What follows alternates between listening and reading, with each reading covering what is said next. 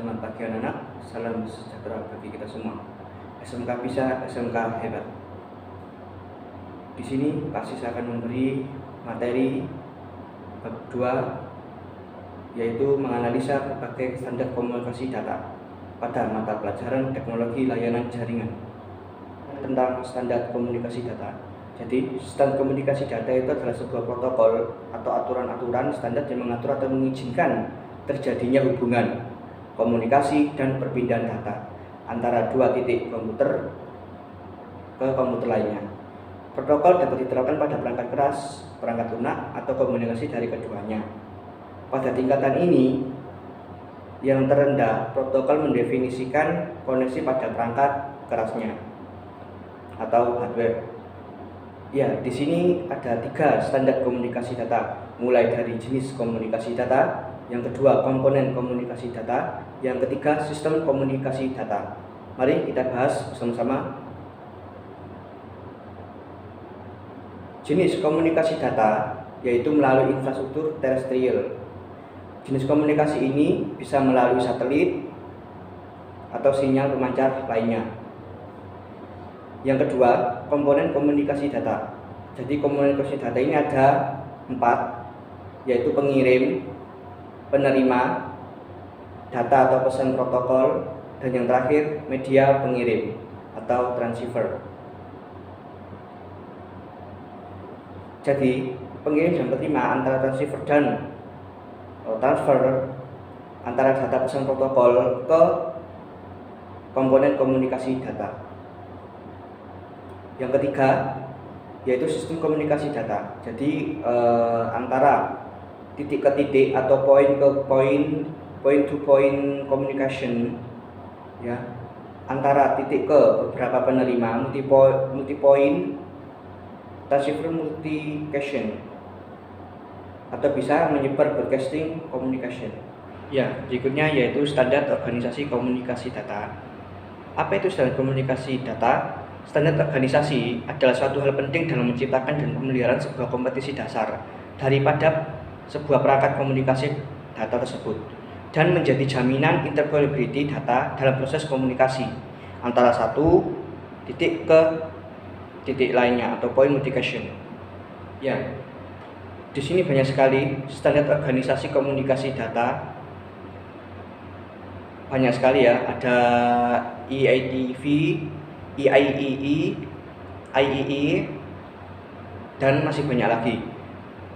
Di sini Pak Sis akan menjelaskan standar organisasi apa saja yang berkecimpung dalam bidang komunikasi data. Yang pertama yaitu standar organisasi komunikasi data Internet Engineering Task Force atau EITV. Apa itu standar ini? Standar organisasi ini merupakan sebuah organisasi yang menjaring banyak pihak, baik individu atau maupun organisasi, yang tertarik dalam pengembangan jaringan komputer dan internet.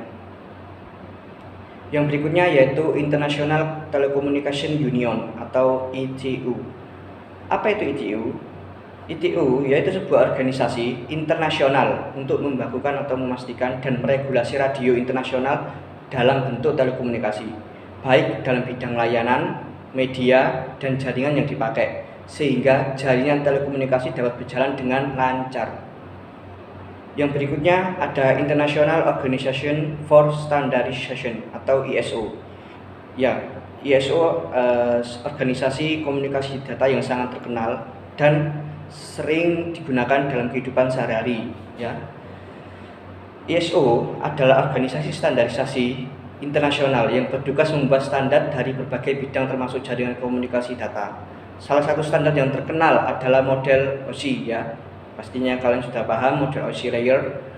Apa itu OSI? Kepanjangan dari OSI. OSI kepanjangan dari Open System Interconnection. Ya, di sini ada 7 urutan-urutan OSI layer. Ada application layer, presentation layer, session layer, transport layer, network layer, data link layer, dan physical layer.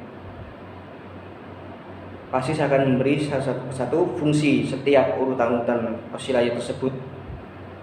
Mari kita simak video berikutnya. Yang pertama yaitu application layer. Fungsinya buat apa? Fungsi dari application layer ini berfungsi sebagai antarmuka dengan aplikasi dengan fungsionalitas jaringan. Fungsinya yaitu mengatur bagaimana aplikasi dapat mengakses jaringan dan kemudian membuat pesan-pesan kesalahan atau trouble ya. Yang berikutnya ada presentation layer. Presentation layer ini berfungsi untuk mentransmisikan data yang hendak ditransmisikan oleh aplikasi ke dalam format yang dapat ditransmisikan melalui jaringan. Berikutnya ada session layer. Session layer ini berfungsi untuk mendefinisikan bagaimana koneksi dapat dibuat atau dihancurkan. Ya, berikutnya ada transport layer. Transport layer ini berfungsi untuk memecahkan data ke dalam paket-paket tersebut sehingga dapat disusun kembali pada sisi tujuan yang telah diterima. Setelah itu ada network layer. Network layer berfungsi untuk mendefinisikan alamat-alamat IP yang dibuat untuk header, untuk paket-paket dan kemudian melakukan routing. Melalui apa? Melalui internet working dengan menggunakan router dan switch layer 3. Setelah itu ada data link layer. Berfungsi menentukan bagaimana bit-bit dapat dikelompokkan menjadi format yang disebut sebagai frame.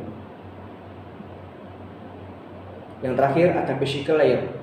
Physical layer ini berfungsi untuk mendefinisikan media transmisi jaringan atau metode persinyalan, sinkronisasi bit, arsitektur jaringan, seperti halnya internet atau token ring. Dan setelah itu ada topologi jaringan dan pengkabelan. Jadi physical layer ini fungsinya menjadi metode pertama ya, yang berupa dengan fisik layer pada sebuah jaringan. Ya, sekian. Terima kasih pertemuan hari ini. Saya akhiri. Assalamualaikum warahmatullahi wabarakatuh. SMK bisa, SMK hebat.